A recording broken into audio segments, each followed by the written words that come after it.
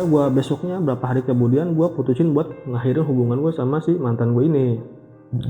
Karena gue juga nggak pengen hidup gue tuh jadi jadi nggak tenang gitu kan. Gue pengen kelarin masalah ini gitu. Akhirnya gue putusin mantan gue, yang gue pikir malah gue bakal bisa tenang, dan yang ternyata malah menjadi awal petaka buat gue. Selang beberapa waktu ganti, yang tadinya wangi jadi bau bangke. Pas lagi gue duduk itu sambil nyium bau bangke kayak gitu, tiba-tiba gue dengar suara rintihan dari gang samping rumah gue itu. Suaranya gini pokoknya, kurang lebih samar-samar cuman jelas. Karena gue penasaran itu suara apa kan, gue ngelongok ke arah samping rumah gue itu. Waktu itu gue bener-bener kaget, bener-bener shock banget lah pokoknya, iseng pokoknya. Itu baru pertama kali bang gue ngeliat sosok pocong.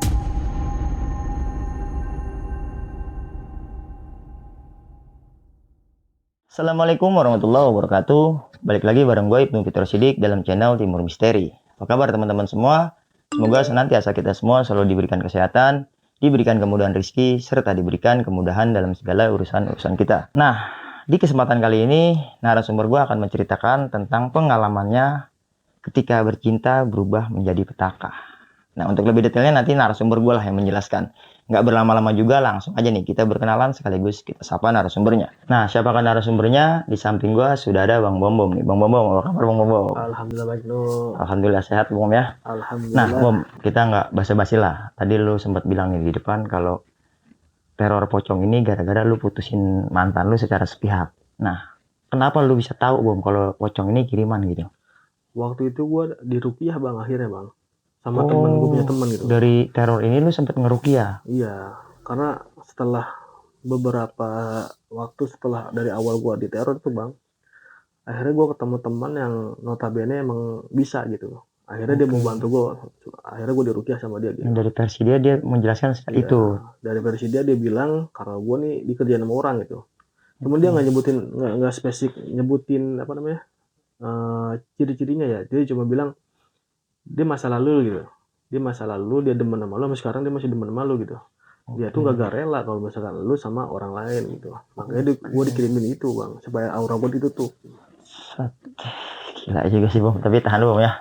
Nah, sebelum masuk ke ceritanya, buat teman-teman semua nih yang mau jadi narasumber seperti Bang Bom Bom, teman-teman bisa banget nih DM ke Instagram kita Timur Misteri, atau juga mengirimkan email di timurmisteri.cr@gmail.com. Untuk lebih mempermudah, nanti linknya ada di kolom deskripsi. Sepertinya nggak berlama-lama lagi, simak terus video ini sampai habis agar kita bisa mengerti isi ceritanya. Dan jangan kemana-mana, tetap berprasangka baik karena bukan hanya manusia yang diciptakan Tuhan.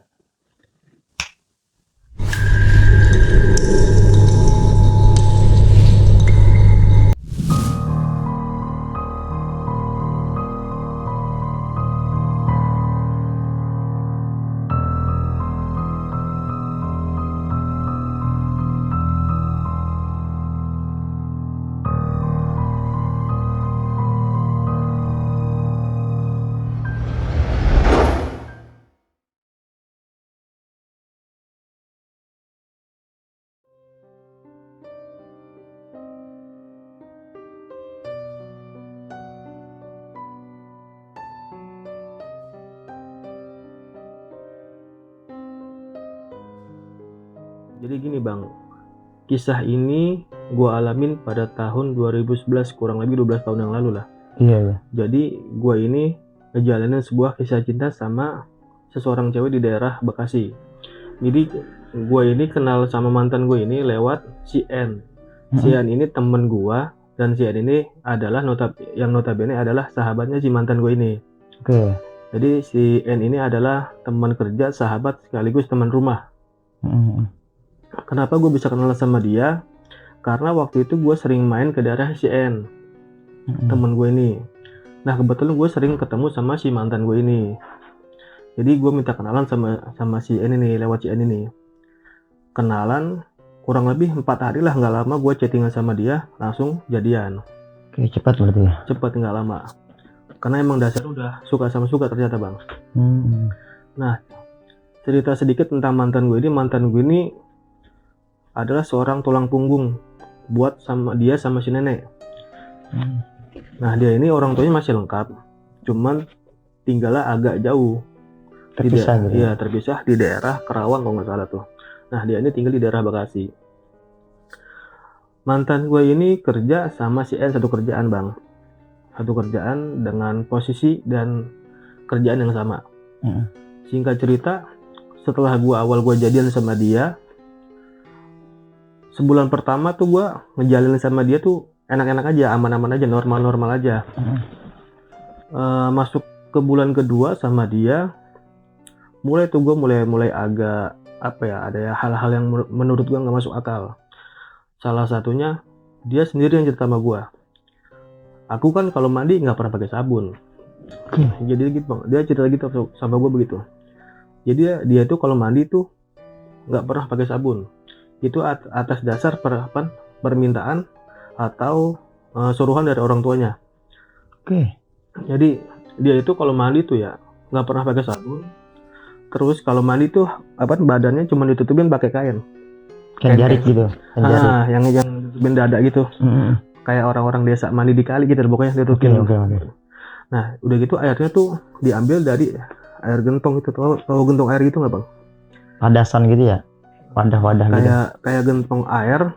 Jadi dia tuh harus ngambil air dari keran deh. Ngambil air dari keran terus dimasukin ke air. Baru boleh mandi dari air gentong gitu. Nggak boleh dari keran langsung. Nggak boleh langsung dari keran. Iya.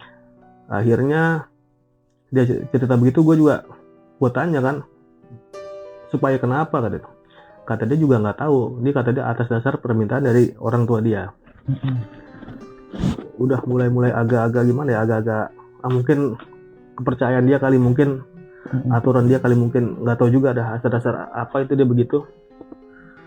Ada juga aneh juga tuh pas itu yang menjadi beban pikiran gue gini bang, dia tuh kan sama si N temen gue ini kan kerjanya sama gitu. Kerjanya sama, posisinya sama, gajinya pun sama setahu gue. Tapi mantan gue ini kehidupan tuh kayak glamor gitu bang.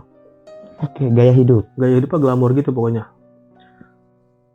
Di zaman tahun 2012 itu kan, mohon maaf gue nyebutin merek ya, kebanyakan dari kita ya yang pernah ngalamin itu kan, kebanyakan orang pakai HP mungkin HP Nokia, HP Asia gitu. BlackBerry pun tuh masih yang Gemini gitu ya. Nah, dia tuh BlackBerry yang keluaran terbaru, yang buka HP-nya yang keluaran terbaru. Terus dia kalau misalkan pengen beli motor nih, tuh gampang aja bang, aku pengen beli motor ini besok tinggal beli. Gue sendiri juga sering itu bang, sering kayak dibeliin sama dia, dikasih hadiah baju lah, jam tangan lah. Gue juga yang jadi pikiran gue tuh, kok bisa dia semudah itu gitu gaya hidupnya. Iya, gaya itu. Padahal setahu gue gaji dia pun sama teman gue si N ini. Singkat cerita, masuklah gue bulan ketiga tuh, yang ternyata itu menjadi awal masalah gue sama dia. Suatu ketika gue lagi main di rumah dia tuh bang, biasalah ngapel anak muda ya.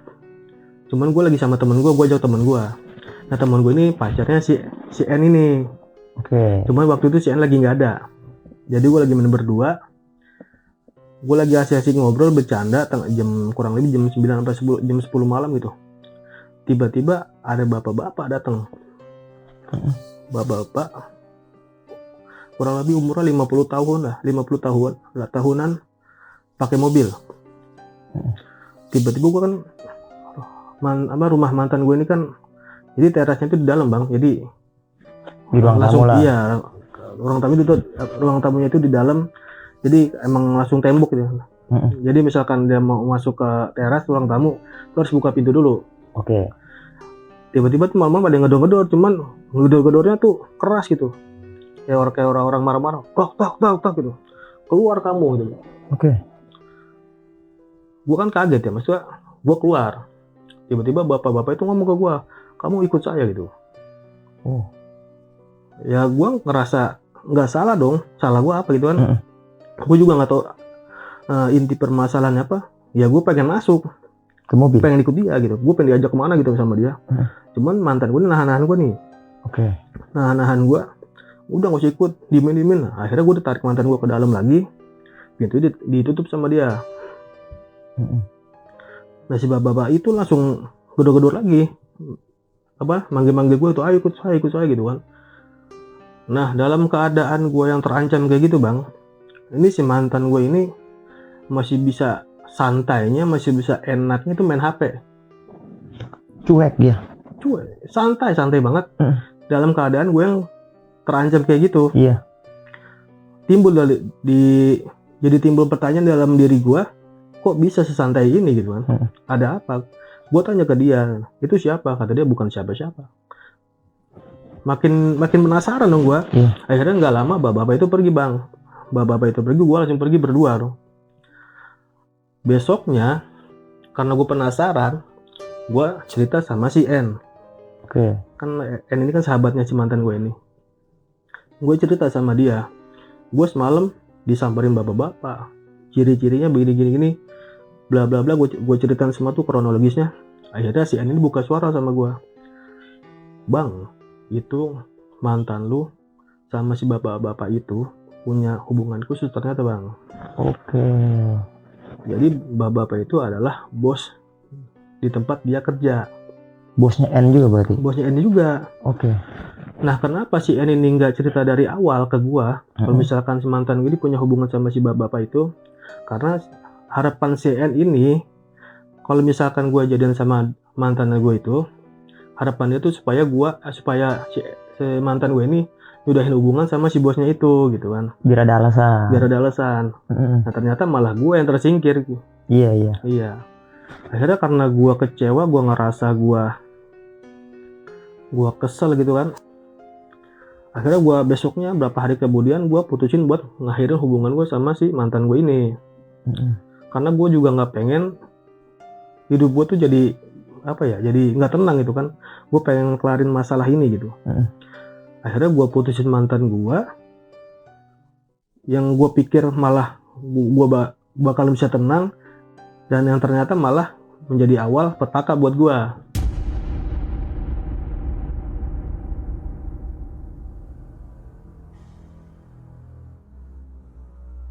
Siangnya gue putusin mantan gue itu bang, sorenya tuh badan gue langsung gak enak.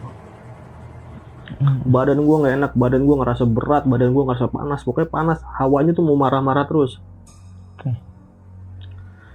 Mungkin gue pikir waktu itu gue lagi nggak enak badan atau masuk angin gitu kan. Akhirnya pas malam-malam itu badan gue terasa panas. Akhirnya malam itu gue putusin buat nongkrong di depan rumah, jadi gue pengen ngadem gitulah sambil dengerin musik. Di situ gue sampai kurang lebih jam 1 malam.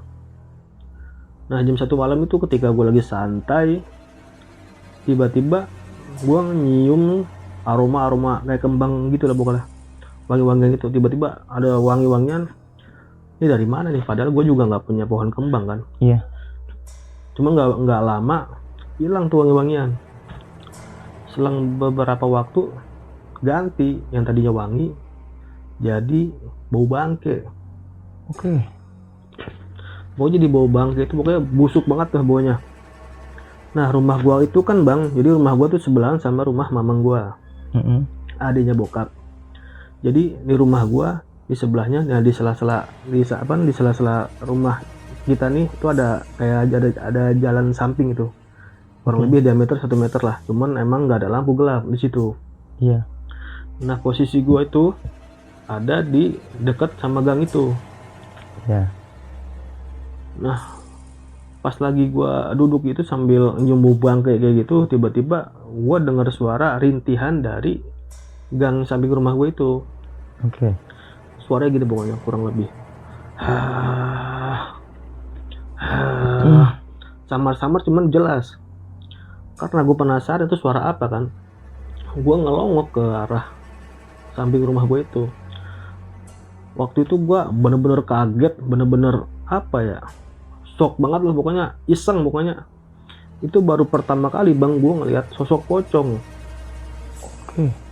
Dengan ciri-cirinya agak tinggi, pocongnya agak tinggi, cuman badannya tuh nggak terlalu gede ya bang, agak-agak tinggi kurus ya pokoknya, dengan kain kafan yang agak-agak kotor, dengan muka yang mohon maaf gosong. Oh. Mukanya tuh nggak jelas, pokoknya mukanya tuh hidungnya ini pokoknya sini bengkak nih, cuman agak-agak miring gitu ya. Ini agak-agak miring, terus matanya tuh kayak yang satu sebelah kiri tuh kayak apa? Melendung gitu pokoknya. Udah yang sebelah kanannya tuh matanya bolong dan ngeluarin darah. Nah itu dari situ asal bau busuk itu dari situ. Karena gua shock, karena gua takut, gua iseng, gua putusin buat masuk ke kamar.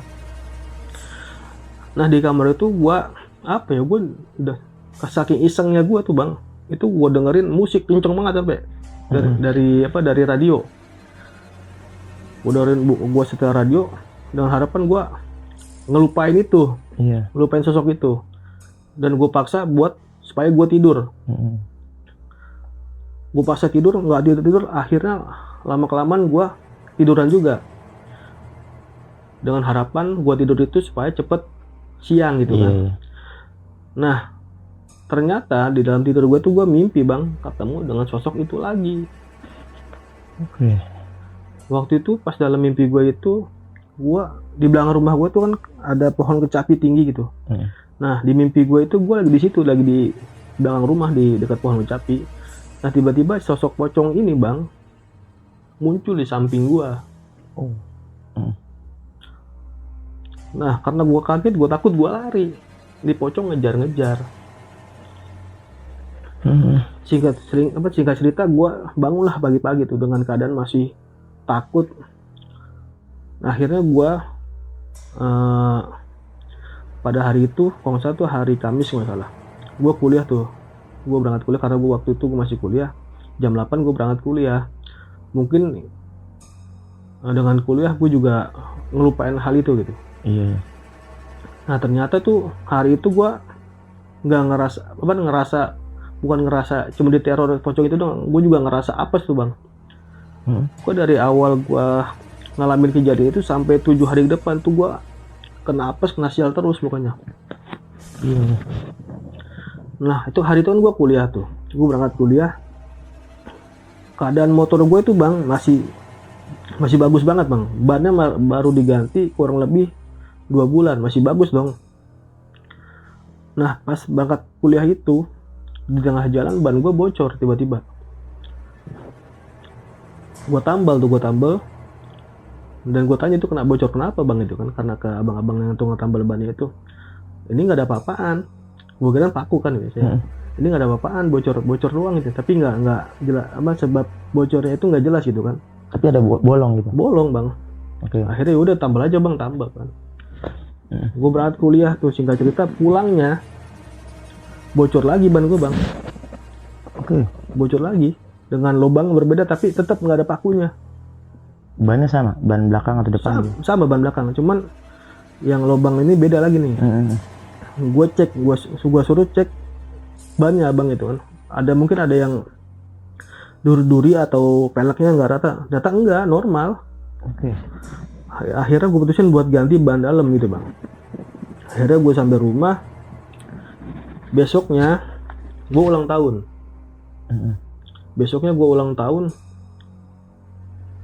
Nyokap gue mau beliin gue kue ulang tahun.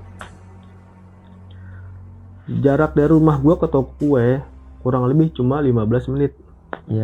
Deket dong bang. Nah setelah itu nyokap gue berangkat pergi beli kue. Nah sampai ke toko kue itu kue baru matang bang, baru banget keluar dari oven kan. Baru dikasih krim, terus bawa pulang ke rumah gua, baru banget matang lah ya. Jarak dari toko kue ke rumah gua kan cuma 15 menit. Nah di sampai rumah gua itu bang, udah kumpul tuh adik-adik gua, bibi gua tuh rencananya pengen tiup lilin kan. Pas banget gua buka itu kardus kue, itu kue bang yang tadi katanya baru matang, itu kue udah buluk. Lu pernah lihat roti yang udah jamuran itu nggak? DBS gitu ya? Iya, kayak gitu, udah basi lah, nggak bisa dimakan sama sekali. Cuma 15 menit bang jarak waktunya. Iya. Waktu itu gua, wah atau ada apa nih, Heeh. ada apa nih pokoknya nggak beres kan, tapi gua nggak mikir yang macem-macem ya. Nah malamnya itu juga bang, gua main ke rumah temen gua di daerah Jakarta, dekat nggak jauh dari rumah gua. Dalam perjalanan gua itu ban gua bocor lagi. Oke. Padahal sih juga tambel ya. Baru ganti ban malah, Heeh. ganti ban dalam bocor lagi.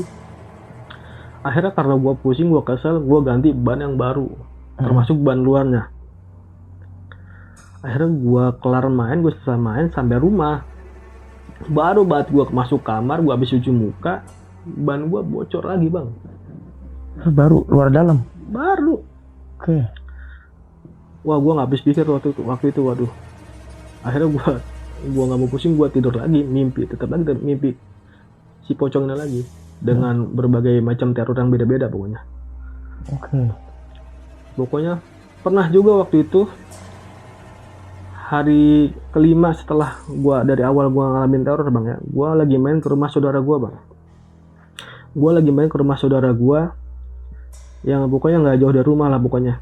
Waktu itu gua pas lagi main itu gua ngerasa mules perut gua. Gua numpang BAB. Waktu itu kebetulan rumah dia itu lampu kamar mandi lagi mati. Oke. Tapi karena waktu itu gue lagi main siang-siang dan di kamar mandinya itu ada kayak apa ya, kayak lubang udara, lubang angin itu cuman kecil. Oke. Nah ada cahaya masuk tuh dari cahaya matahari dari situ. Akhirnya gue numpang BAB, gue lagi asik-asik jongkok bang, lagi jongkok. Kamar mandinya ukurannya 2x1. Jadi klosetnya ini ada di tengah-tengah. Gue lagi jongkok di situ, tiba-tiba di pojok kanan kamar mandi gue nggak dengar suara rintihan yang sama pada saat gue waktu itu pertama kali lihat pocong. Oh iya. Rintihannya sama bang. Gue lagi asik jongkok, tiba-tiba ada suara kayak gini. Sama persis. Gue ngelihat ke arah sumber suara. Waktu itu yang gue lihat ada kayak apa ya, kayak asap gitu lah, kayak asap cuman bertahap gitu bang. Asap yang apa ya, yang tipis lah, asap tipis cuma lama-lama jadi kayak padat gitu, agak makin lama makin padat gitu, berbentuk pocong itu lagi bang. Oke. Cuman karena waktu itu gelap, cuma sekilas kelihatannya, cuman jelas berbentuk, cuman nggak apa ya, nggak full banget gua ngeliat gitu kan. Iya. Cuma jaraknya dekat, paling 1 meter lah dari depan gua gitu. Cuma waktu itu gua ngomong, nggak tahu kenapa gua tiba-tiba gua berani. Gua ngomong gini, gak usah gangguin gua gitu. Tiba-tiba di pocong hilang. Nah selesai dari situ, gua konsultasi sama teman gue yang anak pesantren, teman kuliah. Gua digangguin ini gitu. Dia nyaranin gua buat coba lu baca amalan ini setiap habis maghrib itu. Jadi amalan itu salah satu manfaatnya buat ngehindarin kita dari gangguan jin, gangguan sihir gitu bang. Iya. Nah dari situ gue mulai ngamalin tuh, mulai baca habis maghrib. Tetap gue dapet gangguan mimpi, cuman waktu itu gangguannya nggak separah awal-awal sebelum gue ngamalin bacaan ini. Iya. Gangguan tuh lebih ringan ya. Makin gue amalin berapa hari, berapa minggu gue amalin, tetap digangguin, tetap gue mimpiin, cuma nggak ditampakin bang ya. Gangguan dalam bentuk mimpi. Oke. Gue ngamalin, tetap digangguin, makin sering gue amalin, makin jarang gue digangguin. Berarti makin jarang dimimpiin. Iya, makin jarang dimimpiin. Iya. Nah pernah waktu itu nyokap bokap gue tuh lagi nginep di rumah kakek gue bang. Jadi kakek gue tuh lagi sakit itu, udah sakaratul maut nggak salah. Gue sendirian di rumah, semua orang pergi, gue sendirian, gue tidur malam sendirian. Karena waktu itu gue masih parno, gue masih iseng, gue tidur di kamar, lampu gue matiin, salahnya gue. Lampu gue matiin. Kamar gue itu bang sama kamar mandi cuman dibatasin tembok. Oke. Jadi apapun aktivitas yang ada di kamar mandi, gue bisa tahu Dari suara. Oke.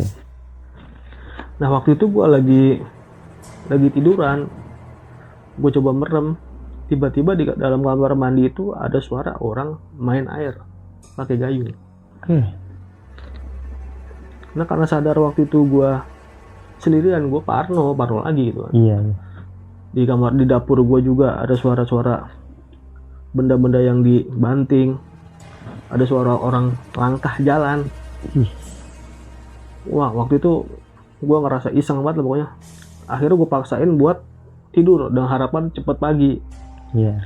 Tapi nggak bisa tidur bang. Dari keadaan gue yang pengen tidur, ngantuk tapi nggak bisa tidur, tiba-tiba di dalam kuping gue bang ada suara. Oke. Orang berbisik, kayak orang bisik-bisik gitu. Lu nggak usah takut, lu gue yang jagain. Oke, jelas loh. Jelas. Cuman gue nggak tahu itu dari mana ya, nggak tahu itu siapa gitu kan. Akhirnya ya udah gue tetap sampai pagi tuh gue tersadar bang, cuman agak-agak nahan ngantuk, cuman nggak bisa tidur. Akhirnya tetap tuh gue amalin itu kan. Alhamdulillah sedikit gangguan itu kan.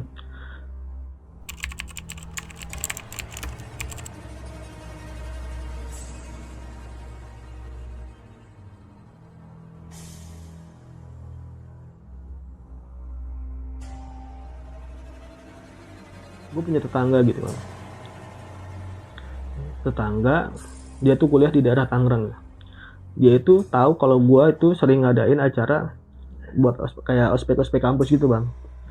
Nah dia tuh minta tolong gue, bang tolong dong, temen gue tuh namanya Wawan itu bilang ke gue gini, bang tolong dong bantuin gue gitu, cariin gue tempat buat acara kampus kayak ospek gitu bang. Iya. Cuman tempatnya itu yang kalau bisa jangan di puncak, karena biasa anak kampus Jakarta tuh kalau ngadain acara kampus tuh di puncak. Dia tuh waktu itu bilang kalau bisa jangan di puncak, kalau bisa tuh alam terbuka, tempat wisata cuman yang nggak banyak pengunjung. Jadi dia tuh kayak camping itu lah pokoknya bang, di alam terbuka gitu. Akhirnya gue keinget ada suatu daerah di daerah Bogor, perbatasan dengan Cianjur. Waktu itu gue bilang sama dia, gue ada nih tempat nih, cuman gue nggak bisa hari ini, kalau mau tuh hari Jumat tanggal merah. Jadi dia tuh ngomong itu hari Selasa, gue minta itu hari Jumat, nggak salah tanggal merah. Cuman gue minta sama dia kalau bisa berangkatnya habis sholat Jumat, karena setahu gue di daerah sana tuh nggak ada masjid, jarang masjid. Akhirnya tiba lah gue hari Jumat tuh, karena juga gue mikirnya wah lumayan nih, gue refreshing karena gue stres kan, ditaruh terus kan. Akhirnya gue berangkat tuh tiba lah hari Jumat itu. Waktu itu setelah sholat Jumat datanglah tuh si Wawan sama teman-teman kuliahnya. Dia datang berlima bang, 3 motor. Nah ada salah satu temennya itu namanya Rosyid. Seingat gue namanya Rosyid, panggilan Rosyid. Dan ini agak istimewa bang. Istimewanya nanti setelah seiring jalan cerita lah. Mereka tiba jam 2 siang. Karena mereka jauh kan dari Tangerang, ya gue nyugin mereka dulu lah. Gue kasih kopi, gue kasih sedikit makanan. Akhirnya kita santai-santai dulu. Kita berangkat waktu itu setelah asar. Setelah asar kurang lebih jam 4 apa jam setengah 5 gitu kan. Kita baru berangkat dari rumah gue tuh. Kita berangkat karena biasanya gue ke lokasi itu estimasi cuma 3 jam. Dari rumah. Karena waktu itu kendalanya macet bang, karena jam pulang kerja ya. Jam pulang kerja plus ditambah hujan. Akhirnya gue lama di macet sama kebanyakan neduh. Yang awalnya estimasi perjalanan gue awalnya 3 jam, ngaret jadi sampai 5 jam. Sampailah gue ke lokasi itu jam 9 malam. Itu perjalanan ya nggak ada apa-apa, normal aja tuh, cuman kendala hujan aja. Gue sampai ke lokasi jam 9 malam kurang lebih. Lokasinya itu ternyata udah tutup bang, udah gelap banget. Emang setahu gue di daerah itu belum masuk listrik waktu itu. Jadi waktu itu listrik di situ cuma pakai kincir air ditambah kayak apa sih, kayak kompresor air ya, diesel gitu ya. Nah waktu itu emang malam tuh bang, udah tutup, sepi, gelap. Yang ada di tempat lokasi wisata itu, di depannya tuh masih ada warung-warung gitu. Ada satu warung yang buka, tapi kita mutusin sebelum ke warung itu kita survei tempat dulu. Kita foto-foto di situ lah pakai HP seadanya. Lama lah, kurang lebih setengah jam apa 1 jam gitu buka di situ sambil lihat. Setelah itu kita putusin buat pergi ke warung, karena itu ada kopi lah segala macam. Kita kopi di situ, kita ngobrol-ngobrol kan. Masih akang-akang warung ini nanya ke kita gitu kan, mau kemana gitu kan. Oh ini mang, kita mau survei tempat buat acara kampus ini gitu kan. Oh nginep nggak, kata dia gitu. Si Akang gitu aja. Enggak Kang, habis ini kita pulang gitu kan. Kata Akangnya kalau bisa mah jangan pulang. Kata Akangnya kemarin di sini baru ada kejadian orang dibegal gitu. Karena daerah itu setahu gue emang daerah yang kalau misalkan di atas jam 10 malam tuh udah rawan begal bang. Karena emang daerahnya itu emang sepi banget. Kayak desa-desa yang ya mohon maaf agak ketinggalan lah dari daerah-daerah lain gitu. Karena listrik pun juga kan belum masuk gitu kan. Kejar air ya. Iya. Waktu itu gue juga jadi mikir kan itu. Iseng juga nih. Waktu itu udah jam 10 malam lebih lah pokoknya. Terus kan lokasi wisata itu kan masih ada jalan terusan tuh bang. Masih ada jalan terusan. Gue tanya ke Kang Warung, ini tembusannya kemana gitu kan.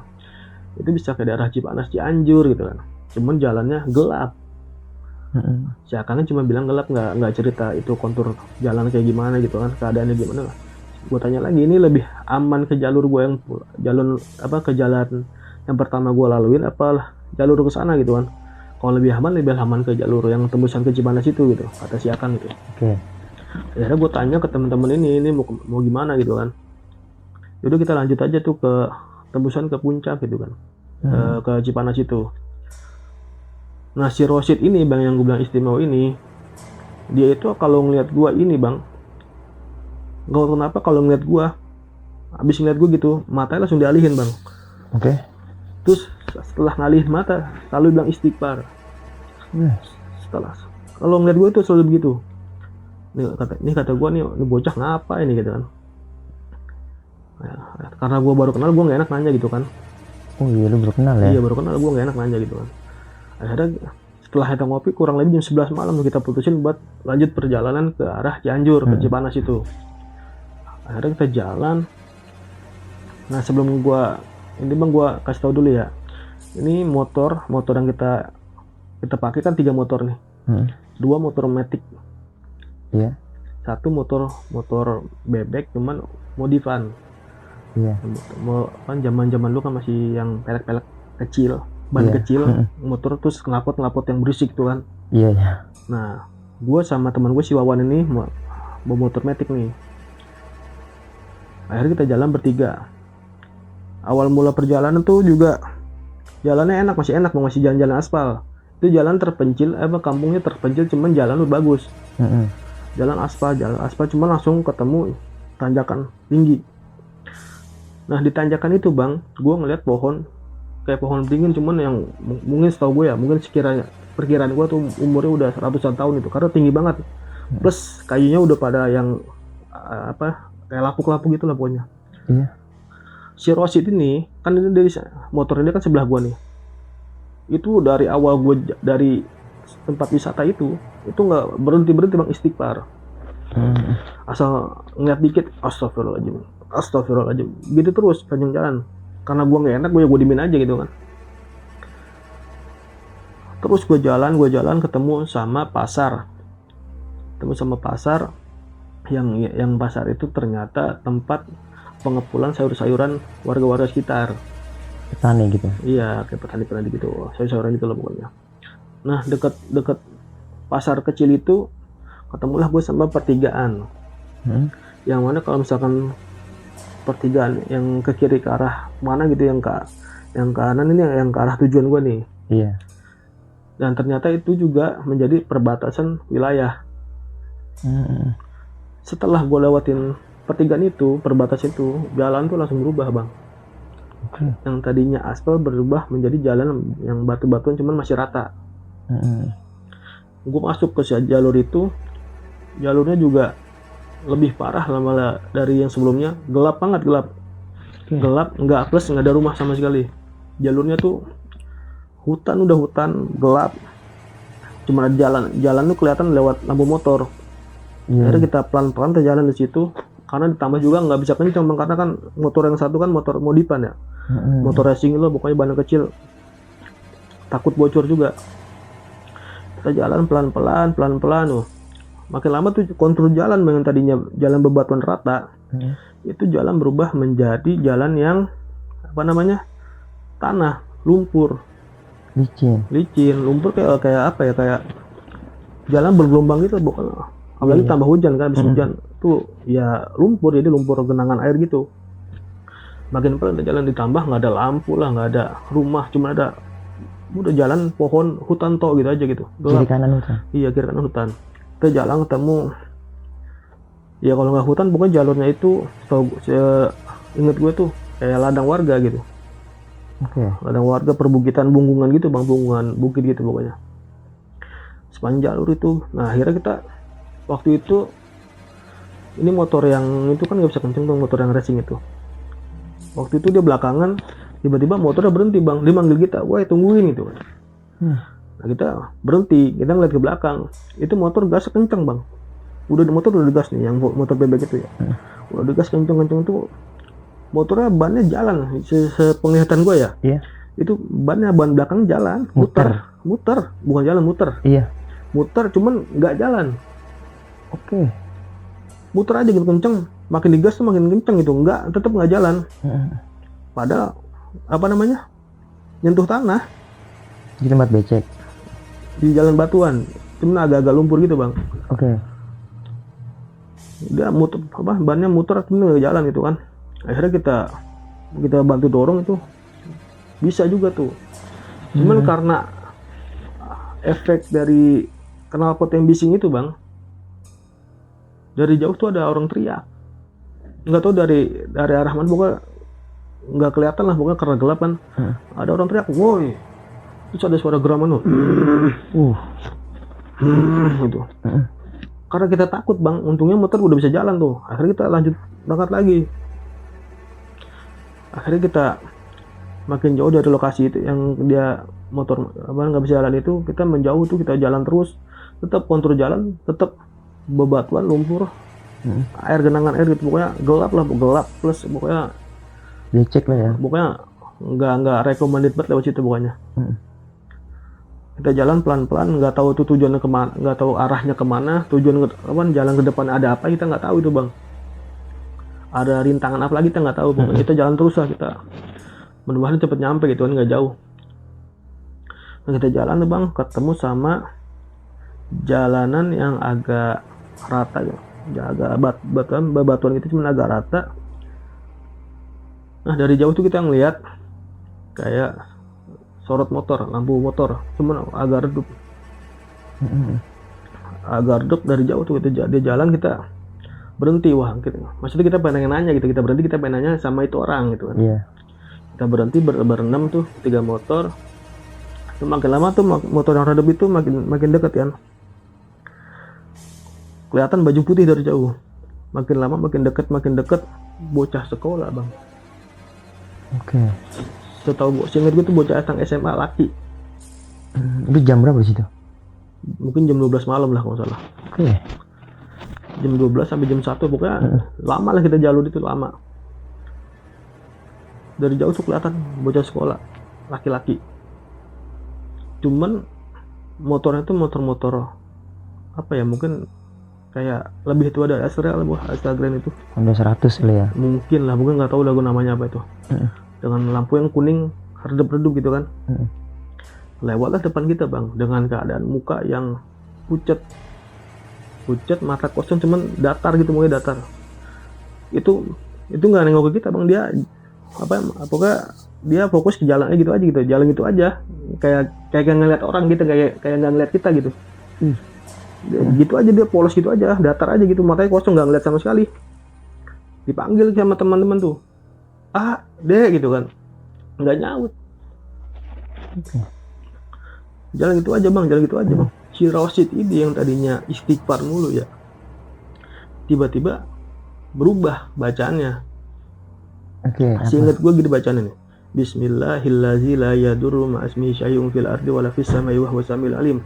Setahu gue tuh ayat itu, mohon maaf kalau salah, tolong dikoreksi ya teman-teman. Itu ayat yang salah satu kalimat yang bisa melindungi kita dari godaan dari gangguan jin ya. Iya. Seingat gue, setahu gue tuh kayak gitu. Tiba-tiba dibaca begitu bang. Cuman dia nggak ngomong. Lu ngedenger dia lagi baca itu? Gue denger gitu. Dia nggak ngomong gitu kan. Dia cuma bilang, ayo lanjut gitu kan. Akhirnya kita lanjut tuh. Kita lanjut, lama tuh di jalan tuh lama karena pertama jalan jelek, gelap, karena yang satu juga yang motor itu nggak bisa buru-buru gitu, nggak bisa cepat-cepat. Kita jalan dari jauh tuh, dalam perjalanan itu gue dari jauh, cuman beda punggungan nih bang. Gue ada di punggungan di jalan yang sini, yang satu sisi ada jalan tembusan, terus emang satu jalur cuman di punggungan yang lain gitu. Pindah punggungan aja. Iya, pindah punggungan gitu. Nah dari depan punggungan itu gue ngeliat kayak ada orang bakar sampah, bukan kayak bikin api gitu lah, bukan kayak api unggun gitu kan, cuma lumayan gede. Nah gue liat, wah ada orang gitu kan. Ayo kita jalan, kita tanya. Gue pengen tanya itu, misalkan gue pengen nanya arah gitu, arahnya kemana gitu, pengen nanya jalan gitu. Makin gue ngedeket gitu ke itu objek api, itu semakin jauh apinya bang. Oke. Makin jauh, makin kecil, hilang. Yang lihat pertama malah nggak jauh-jauh banget. Mungkin jaraknya kurang lebih 100 meter dari tempat awal gua ngeliat itu kan. Iya. Itu makin gua deket makin hilang. Sampai ke lokasi ke awal gua ngeliat itu api, itu gua nggak sama sekali gua nggak ngeliat bekas bakaran malah. Dan gua juga nggak ngeliat orang. Yang tadinya awal itu gua ngeliat orang. Karena cahaya api itu kelihatan. Iya, kelihatan dari orang gitu kan. Iya. Kata gua, wah makin nggak beres ini. Jalan itu kata gua. Mungkin menurut gue penilaian gue tuh mungkin ya, mohon maaf ya, mungkin itu banas api ya mungkin ya. Iya. Akhirnya makin parno lah, makin iseng gitu. Akhirnya kita lanjut perjalanan ya. Nah, kita lanjut perjalanan. Ya, akhirnya kita ketemu sama jalan bagus tuh. Jalan bagus masuk ke daerah kayak ada kampung-kampung gitu bang gue ya. Baru kali itu kita ngeliat rumah tuh. Oke. Baru kali itu kita ngeliat rumah. Akhirnya kita masuk jalan bagus, lumayan bagus, tapi ketemu dari perkampungan langsung masuk ke perkebunan teh gitu pokoknya. Sampai akhirnya kita ketemu, kan waktu itu kita ada di atas bukit ya. Kita ketemu sama turunan, yang dimana turunan itu lumayan jauh, lumayan tinggi gitu. Nah di depannya tuh ada pemandangan kota-kota gitu bang, lampu-lampu kota gitu, pokoknya bagus banget pokoknya. Akhirnya kita di situ, kita foto-foto. Nah waktu itu kan ada teman kita tuh yang salah satu rombongan, HP-nya BlackBerry cuma lumayan bagus tuh. Nah ambil foto ke lampu kota itu kan lumayan terang ya, pokoknya gua terang banget di kamera, kelihatan bagus banget terang gitu kan. Pokoknya pas dia mau ambil gambar udah diambil, tiba-tiba gelap gitu bang. Di layar di galerinya. Iya gelap itu aja, diambil lagi, gua diulang lagi, foto ulang, pas diambil gelap lagi. Yang sebelum difoto ada jelas di layar jelas gitu, lampu-lampu kota gitu. Akhirnya makin gak beres, kita putusin buat lanjut jalan pas lewat turunan itu. Nah baru buat sampai motor, gue nyalain motor, salah satu rombongan yang motor bebek ini, yang motor berisik ini, teriak ada pocong.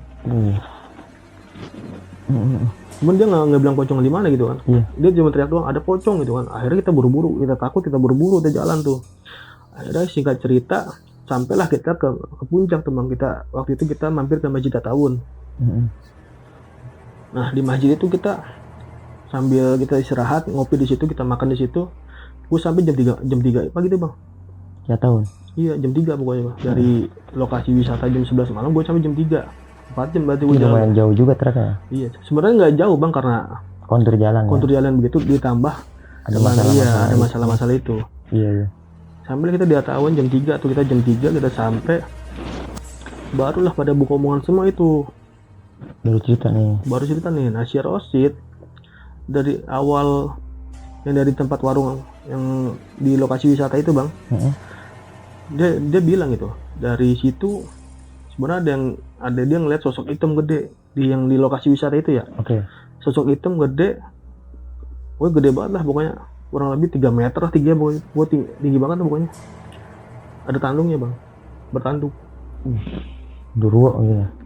Dan si Rosid bilang itu genderuwo, nggak tahu lah sosok genderuwo apa atau bukan, itu pokoknya sosok hitam itu nempel ke di gua. Pokoknya dia itu nempelnya ke gua tuh pokoknya. Nah kenapa si Rosid itu setiap ngeliat gua istighfar mulu, pandangan dialihin mulu, dari rumah gua bang. Heeh. Dia udah ngelihat gua ditempelin sama sosok pocong yang itu. Ngikut lu terus berarti. Ngikutin gua terus, cuman yang bisa ngeliat cuman si Rosid ini, karena gua bilang dia istimewa nih. Iya iya iya. Karena si Rosid ini ternyata dia adalah anak dari sosok kiai ya, lumayan dipandang lah di daerah Tangerang gitu. Nah, dan kiai ini ternyata juga bisa ngobatin orang. Dia turunan lah ya. Nah, si Rosid ini Punya kelebihan. iya, punya kelebihan tuh kayak bapaknya gitu, cuman nggak, masih belajar lah pokoknya gitu. Heeh.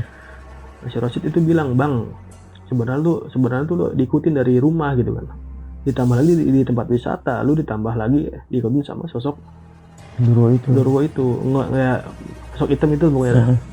Nah, si Rosid juga bilang, bang, yang ban yang motor itu, Heeh.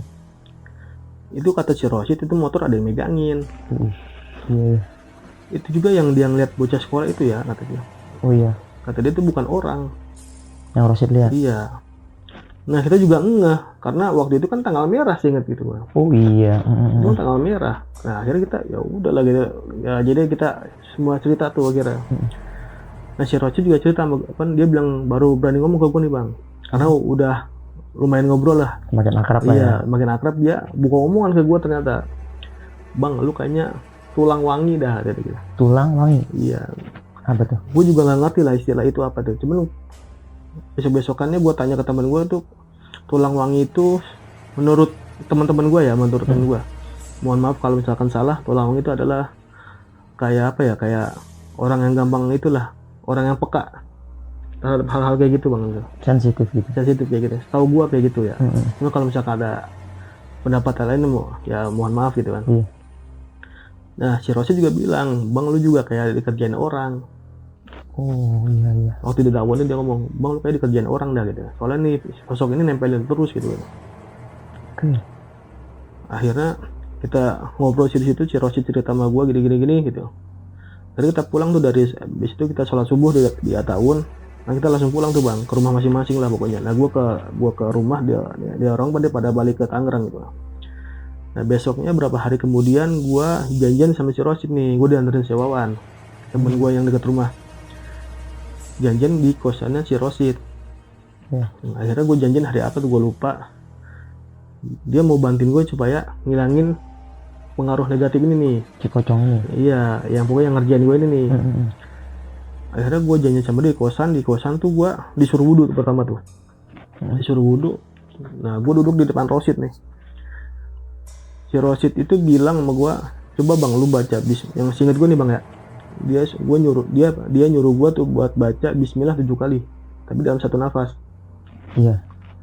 Coba lu baca Bismillah 7 kali sambil gue baca Bismillah. Gue baca itu, dia tuh kayak ngusap-ngusap kepala gue, kayak ngusap-ngusap badan gue.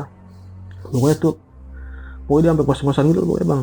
Ingat gue sampai kos-kosan gitu. Pokoknya kayak gitu lah. Gue di rukyah kayak gitu. Kurang lebih 10 menit lah gue begitu.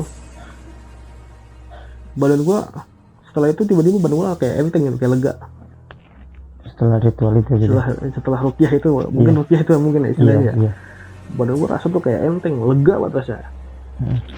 Yang tadi gue bilang awal pertama itu gue berat, badan gue berat, panas gitu, tiba-tiba enak bang, bukan enak banget, badan gue enteng gitu. Iya.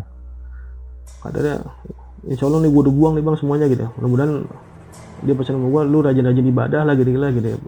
Jaga wudhu dulu gini gitu. Udah akhirnya setelah gue di rukyah itu, akhirnya kita ngobrol-ngobrol lah. Rosid cerita sama gue, menurut yang dia lihat, ini kayaknya ada cewek nih bang demen sama lu gitu. Cewek demen sama lu, ngirimin lu ginian supaya aura lu ketutup. Kalau itu motifnya supaya gua susah jodoh, susah buat dapet cewek gitu. Makanya aura gua ditutup tuh supaya orang itu ngelihat gua tuh bona gedeg banget gitu, ngelihat gua bona nggak betah ya gitu. Kayak gitu motifnya bang. Makanya lu dikirimin sosok itu supaya kemana-mana tuh gua kayak nggak dilihat lah, pokoknya kayak apa ya, orang lihat gua tuh kayak bona kesel gitu ya. Kesel, nggak resep lah ngeliat gua gitu, kayak gitu bang. Karena auranya ditutup. Karena aura gua ditutup. Oke.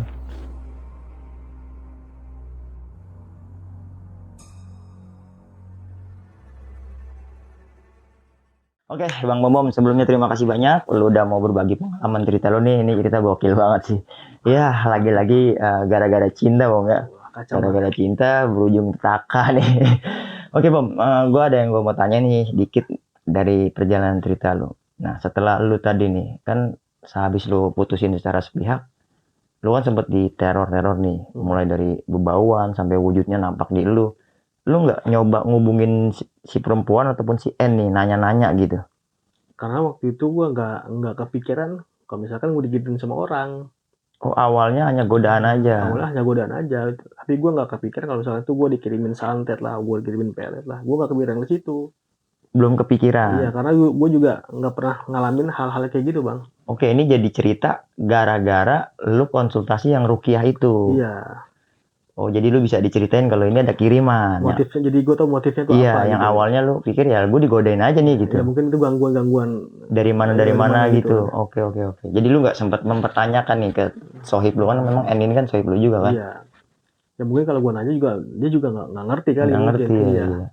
Berarti emang dari sisi perempuannya juga suka sama hal-hal kayak gitu ya, termasuk ada adat di keluarganya tuh, Iya. yang dari mandinya gitu. Kalau Ya. menurut pemikiran gue bang, mungkin dia nggak terima kali ya, nggak terima dia diputusin lah, dia nggak pengen gue sama siapa-siapa lah. Iya, tapi kan kesalahan ini kan dia yang buat. Ya mohon maaf gitu, menjadi simpenan kan, simpenan bos. Iya bisa. Ya lu pun nggak mau bermasalah di hubungan lu, hingga akhirnya lu mutusin hubungan itu ya. Sebenarnya sih lu jadi korban kan Harusnya gitu. gue korban. Harusnya lu korban. Korban ditambah korban. Yang niat awal lu nggak mau jadi masalah. Ya, Yang ternyata habis jadi taka gitu ya. Niat awal gue tuh pengen selesaiin masalah, mudahin masalah. Ya lu berkorban lah intinya Iya. ya buat hubungan lu. Tapi akhirnya malah nggak malah kelar ya. Iya lah, Ya, malah. sampai auranya ditutup. Luar biasa juga sih, Bung. Pelajaran lah buat kita. Iya, supaya Ketika hati-hati. bercinta ya jangan bucin-bucin banget lah gitu, Bung. Ya, hati-hati lah sekarang mah. Ya, jangan bucin-bucin banget, Bung ya. Bisa jaga diri sekarang mah. Nah, mungkin satu lagi kali ini, Bom, yang gue mau tanyain gitu. Mungkin lu juga cerita udah detail tadi perkara ini, Bom. Kan itu teman-teman lu yang lihat ini kan dari teman-teman baru berarti ya, di teman-teman kuliah. Bagaimana teman-teman di rumah lu nih? Sempat ngerasain ini apa ngelihat lu ditutup auranya gitu? Kalau temen gue sih bang, waktu itu dia pernah gue jalan sama teman gue nih bang. Teman rumah berarti ya? Teman rumah nih. Oke. Gue pernah jalan ke kemana gitu gue lupa. Itu sepanjang jalan banyak orang yang gue nggak kenal ya, orang-orang lewat itu biasa, namanya di jalan raya kan, tiba-tiba ngomel-ngomel ke gue gitu. Nggak Tiba-tiba jelas. marah-marah. Tiba-tiba jelas marah-marah gitu. Oke. Itu kata temen gue yang gue boncengin tuh lah, itu orang apa gitu kan? Apa lu habis nyalip dia gitu? Enggak, gue jalan pelan itu. Dia malah nyalip gue, terus dia ngomel-ngomel lah, kan motifnya apa gitu kan?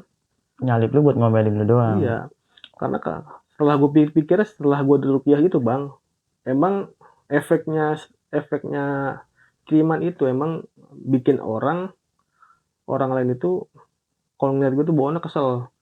Iya, efeknya tuh Iya, bikin kayak gitu. ngeliat gue tuh bawaannya gedek aja gitu pokoknya. Ya nggak bertujuan buat nggak hanya bermaksud untuk si lawan jenis ya, berarti Iya. sejenis pun bisa dikasih lu dikasih Jadi bikin orang itu kesel. kayak nggak nyaman sama gue gitu.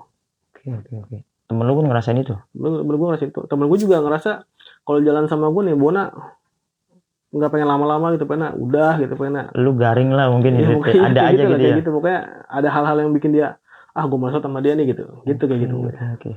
Ya jadiin pelajaran sih, Bom ya. Ya hati-hati aja. Iya, lebih kita mendekatkan pada Tuhan lah, kan Iya. intinya seperti itu ya. Tapi zaman sekarang semakin modern zaman, tapi hal gue juga semakin semakin kuat juga ya. Kuat juga malah.